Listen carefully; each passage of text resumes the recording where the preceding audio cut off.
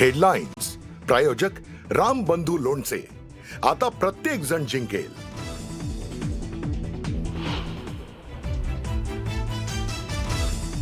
महायुतीच्या समन्वय समितीची रंगशारदामध्ये आज महत्त्वाची बैठक. मुंबईतील जागा वाटपा संदर्भात पुन्हा होणार महत्त्वाची चर्चा. आज आणि उद्याही बैठकांचा धडाका सुरूच राहणार.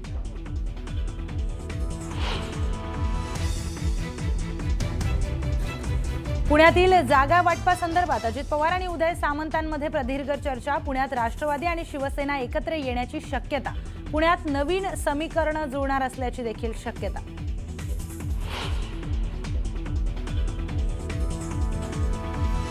मिलिंद नार्वेकरांनी घेतली राज ठाकरेंची भेट. दोन्ही नेत्यांमध्ये 15 ते 20 मिनिटं चर्चा. जागा वाटपाला पूर्ण विराम मिळाल्याची माहिती.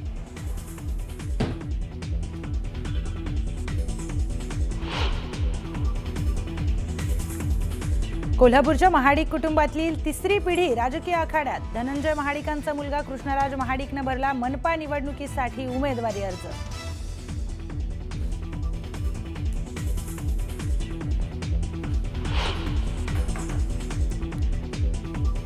अजित पवार आणि अमोल कोल्हेंमध्ये सुमारे अर्धा तास चर्चा. अजित पवारांच्या जिजाई निवासस्थानी दोघांमध्ये खलबतं. अचानक झालेल्या बैठकीमुळे राजकीय वर्तुळात चर्चांना उधाण.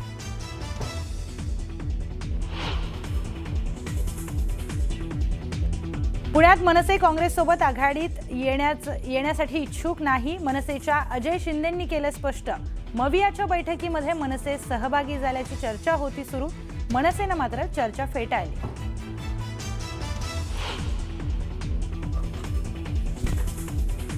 नाशिकमध्ये भाजप शिवसेना जागा वाटपाची चर्चा थांबली. भाजपकडून 122 जागांवर लढण्याची तयारी सुरू, तर शिवसेनेचा 45 जागांचा प्रस्ताव भाजपकडून अमान्य.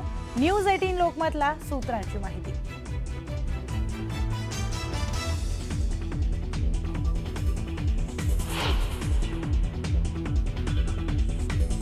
काँग्रेसमध्ये प्रवेश केलेल्या प्रशांत जगतापांची कोंडी करण्याचा शरद पवारांच्या राष्ट्रवादीचा प्रयत्न. जगताप लढवणार असलेल्या 2 जागांची पवारांच्या राष्ट्रवादीची मागणी. अंतिम निर्णय सुप्रिया सुळे घेणार असल्याची माहिती.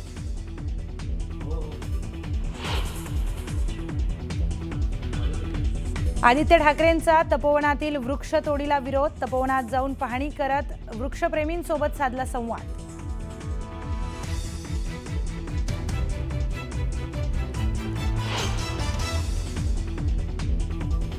हप्ता दिला नाही म्हणून बारामतीत हॉटेल चालकाला बेदम मारहाण. मारहाण करणाऱ्या तरुणांच्या विरोधात गुन्हा दाखल.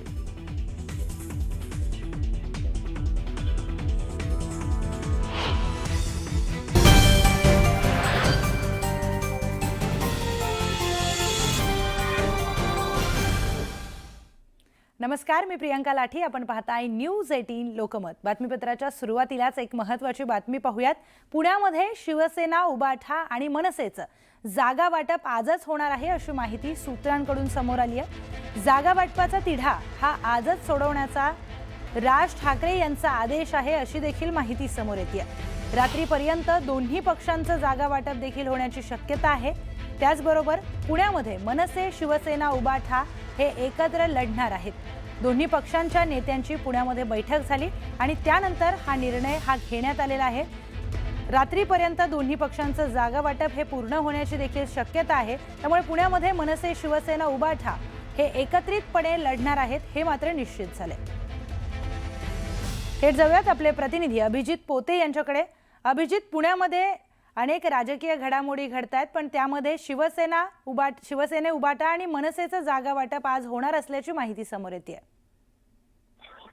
खरं तर प्रियंका, काल आपण जी बातमी चालवली होती की 165 ज्या खरं तर जागा आहेत पुणे महानगरपालिकेत, त्यापैकी 91 ठाकरे गट म्हणजे शिवसेना ठाकरे गट आणि 74 मनसे अशा एकूण 165 जागा ते लढवणार होते. म्हणजे जागा वाटपाचा जो फॉर्म्युला होतो, ठाकरे गट 91 आणि मनसे 74 असा लढणार होते.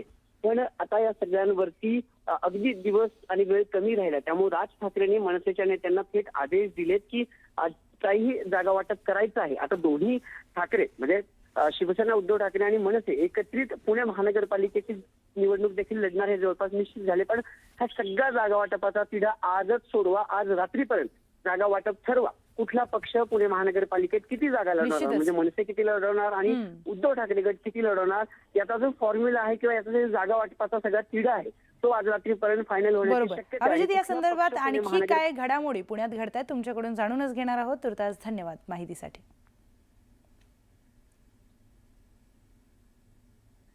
पुढची महत्वाची बातमी, मिलिंद नार्वेकरांनी राज ठाकरेंची भेट घेतली आहे. 15 ते 20 मिनिटं दोघांमध्ये चर्चा झाल्याची देखील माहिती आहे. या भेटीमध्ये जागा वाटपाच्या मुद्द्यावर आता पूर्णविराम बसणार का, अशी देखील माहिती समोर येते. उमेदवार विरोधकांच्या गळ्याला लागू नये म्हणून ही स्ट्रॅटेजी आखण्यात आली आहे, अशी देखील माहिती आहे. तर 15 ते 20 मिनिटं मिलिंद नार्वेकर आणि राज ठाकरे यांच्यामध्ये चर्चा झाली आहे आणि या चर्चेमध्ये जागा वाटपाला पूर्णविराम मिळाल्याची देखील माहिती समोर येते.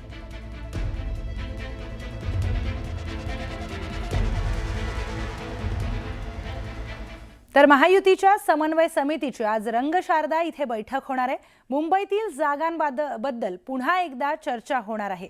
आज आणि उद्या बैठकांचा सिलसिला हा सुरूच राहणार आहे. तर मुंबईसह नवी मुंबई, ठाणे, केडीएमसी सह सगळीकडेच अद्याप जागा वाटप हे पूर्ण झालेलं नाहीये. आजच्या समन्वय समितीच्या बैठकीत तिढा असणाऱ्या जागांबाबत पुन्हा चर्चा होणार आहे.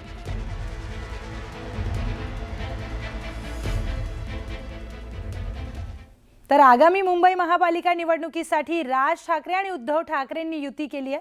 संजय राऊत यांनी ठाकरे गट मनसेसह शतक पार जागा जिंकण्याचा विश्वास व्यक्त केलाय. फडणवीसांनी रशीद मामूंच्या प्रवेशावरून ठाकरेंवर लांगुल चालनाचा आरोप केला होता. यावर संजय राऊतांनी भाजपवर अजित पवार, अशोक चव्हाणांच्या भ्रष्टाचाराचे जोडे चाटल्याचा प्रत्यारोप केलाय. तसेच संजय राऊत यांनी भाजप एकनाथ शिंदे यांचा पराभव करून तर ही थेट दृश्य आपण पुण्यातली बघतोय. आंदेकर टोळीचा म्होरक्या बंडू आंदेकर हा फॉर्म भरण्यासाठी आलेला आहे, त्याची ही थेट दृश्य आपण बघतोय. तर राष्ट्रवादी अजित पवार गटाकडून बंडू आंदेकर याला तिकीट देण्यात आलेलं आहे आणि फॉर्म भरण्यासाठी थेट दृश्य आपण बघतोय. फॉर्म भरण्यासाठी ते आलेले आहेत. आंदेकर टोळीचा म्होरक्या बंडू आंदेकर फॉर्म भरण्यासाठी दाखल झालेत. थेट जाऊयात आपण वैभव सोनवणे यांच्याकडे. वैभव, फॉर्म भरण्यासाठी त्यांना आणण्यात आलेला आहे. पोलीस बंदोबस्त देखील दृश्यांमध्ये दिसून येतोय.